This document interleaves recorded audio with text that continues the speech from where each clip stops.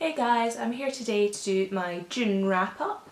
I know it's been a while since I've done a wrap up video, but let's face it, it's been a while since I've done really sort of any kind of regular video, be that a haul or a wrap up or any of that kind of stuff. I feel like my reading has kind of picked up the pace a little bit in the last month, just because one, I was no longer studying, and two, with working in an environment where I'm constantly surrounded by books, I just feel kind of quite motivated because there's so many new books that I just see every day and I'm like, oh, I should read that, but not until I've read this one first. The first book I read in June was The Helios Disaster by Linda Bostrom Knausgaard. I think I said that correctly. I have been wanting to read this for a while. I picked it up in January, I think.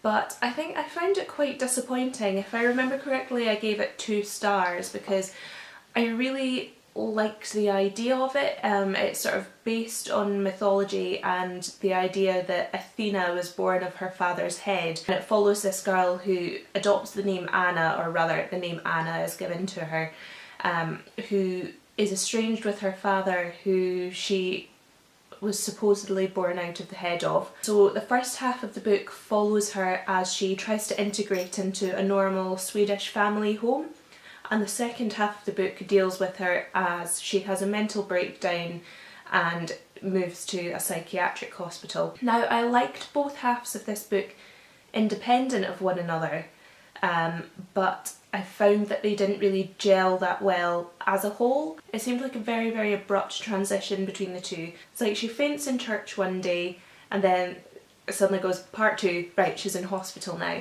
without any kind of explanation of how she got there, and I kept reading and expecting something to be explained, but it just never was.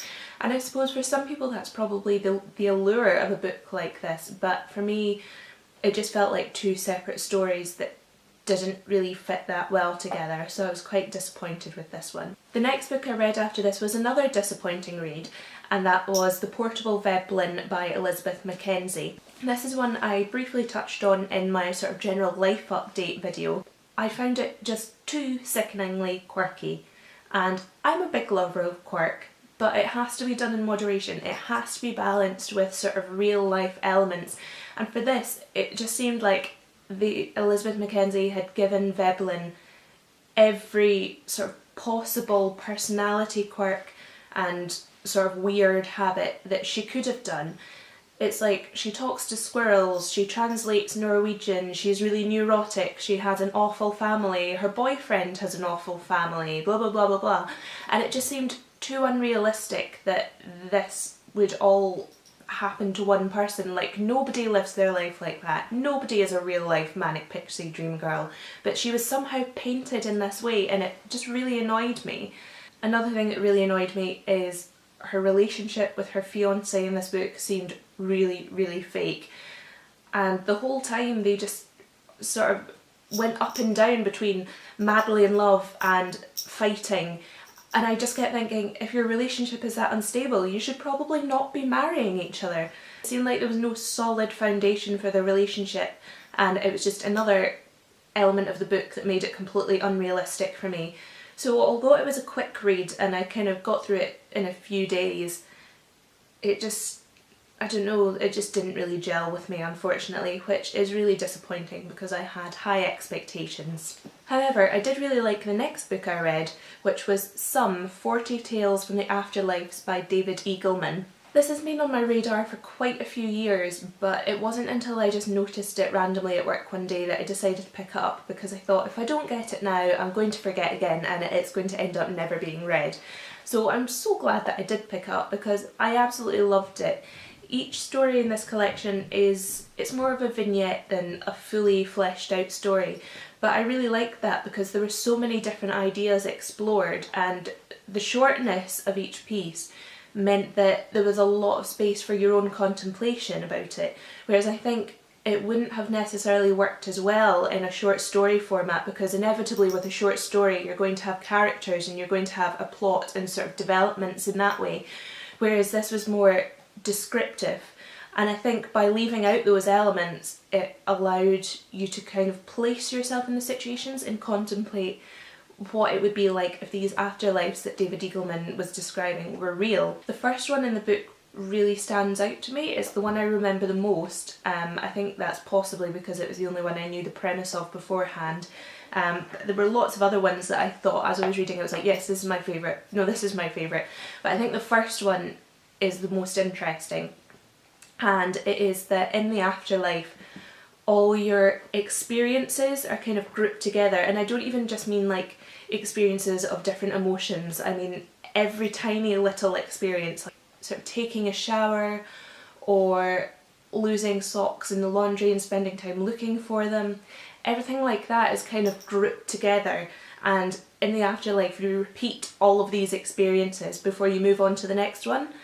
And I quite like the idea, but at the same time I think that would be an absolute nightmare to live through. So yeah, I would really recommend this to somebody who likes to contemplate things. I don't even think you need to be a deeply spiritual person for it. I think you just need to appreciate the fantastical a little bit, and it's a really quick read, so that's good as well. Another thing I'd like to point out is I really like this cover. It has French flaps that is cut out in the door, so it's like a light, which I thought was really cute. The next book I read was another short one that was recommended to me by one of my colleagues, and that is Our Souls at Night by Kent Haruf. And I have to say that slowly because my colleagues actually pointed out that if you say it without enunciating it properly, it just sounds like Our Souls at Night. And that's definitely not what I'm going for with this one. I thought this was an absolutely lovely story. I gave it 4 stars, although I was considering 5 for a while.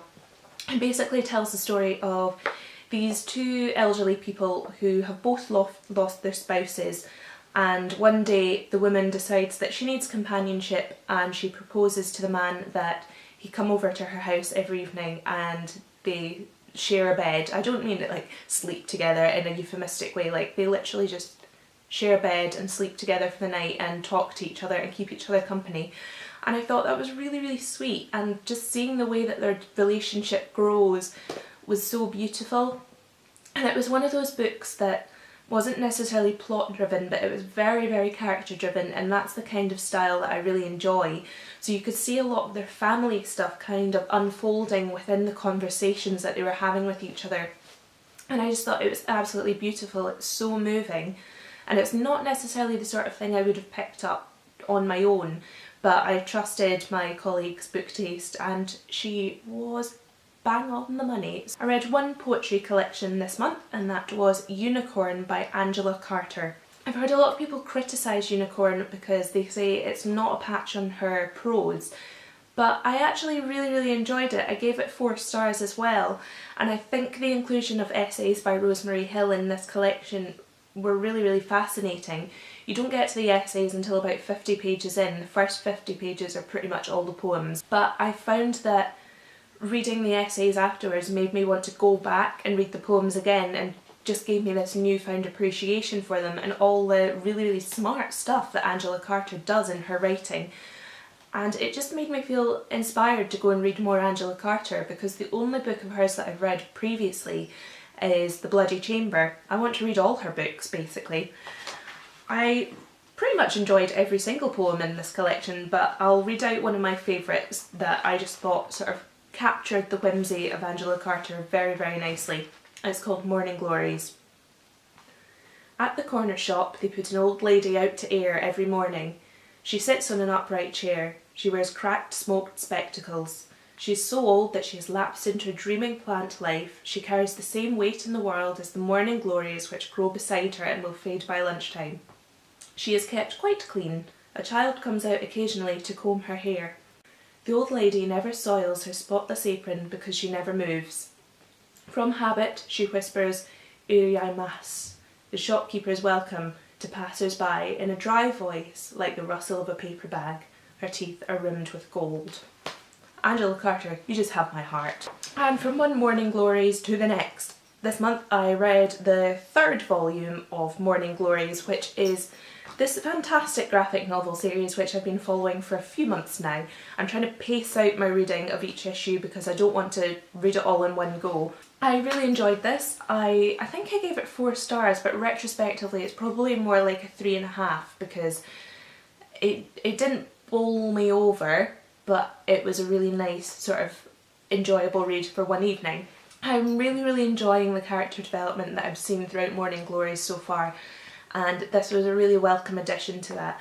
I didn't enjoy Volume 2 as much because it was very kind of action based, and a lot of the action was quite haphazard and subplot lines that didn't match up. Whereas this one was back to exploring the characters' motives and their backgrounds, and that's the sort of thing that I really enjoy. My favourite character in the series so far is Casey, and I think it's so refreshing to see a kind of like sort of fictional account, whether that's a book or a film or whatever, that depicts this blonde, supposedly bimbo looking, whatever that may be, high school girl in a really positive light. Like when you look at the artwork and you haven't read the series, you would think, oh, she's going to be, you know, the really bitchy one, because there's always like the blonde one in these kind of things who is like the queen bitch who rules the school. And she is just not like that. She is so kick-ass and she has an amazing backstory, and every issue I'm just like rooting for her the whole time. I love her so much. So I'm really excited to continue reading this series. We'll definitely be pursuing this one further. So that concludes my June wrap-up.